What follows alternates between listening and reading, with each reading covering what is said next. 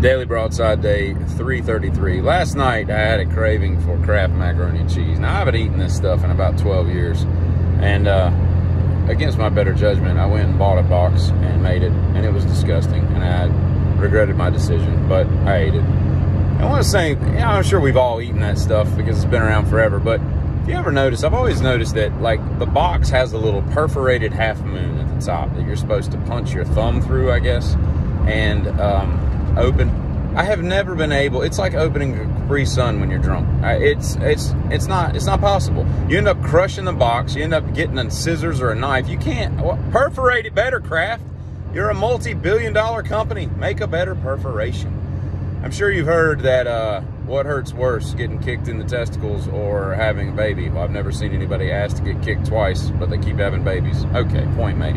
However, the difference to me is that when you have a baby, you have a baby. You know, now you got this little bundle of love that you get to play with and grow and everything and swaddle.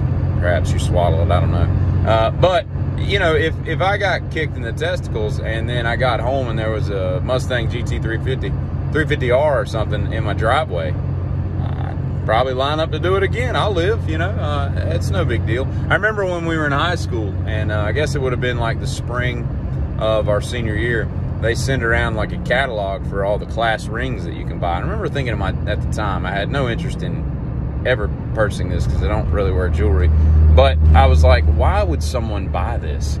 Where would you wear it after you graduate? Well, I mean, it's not an NBA championship. Even those, they don't wear those. I mean, it's just some gaudy trinket that you're spending. They were like $300, which in the mid-90s was a lot of money for something you're probably never going to wear again. Doesn't make a lot of sense. And I think if you consider the hundreds of thousands of motor vehicle crashes that we have in this country every year,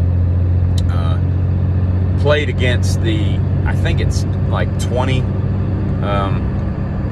crashes in planes, and I think most of those, if memory serves, is takeoff and landing, so it's not like you're plummeting from 10,000 feet. So you're exponentially more likely to suffer a fatal injury in a car than you are a plane. Yet every time I fly, the dozens of times that I've flown in my life, every time I get strapped into my seatbelt, you know, because apparently those are attached to the clutch on the plane. You have to have it on at all times. Every time I get in there, I think to myself, well, this is it. This is where it ends. You know, I'm not going to make it. We're going to crash. I don't understand that logic. It doesn't make a lot of sense, you know. What are you going to do? What are you going to do? You're not going to do much, that's for sure. Another thing is, when I went and got that Kraft macaroni and cheese, I drove in over the curb just to let people know this is America. And I didn't use four-wheel drive. I just showed off. A Dana 60 doesn't need to be engaged for that.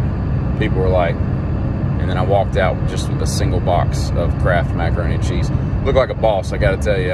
It's hard to look cooler than that.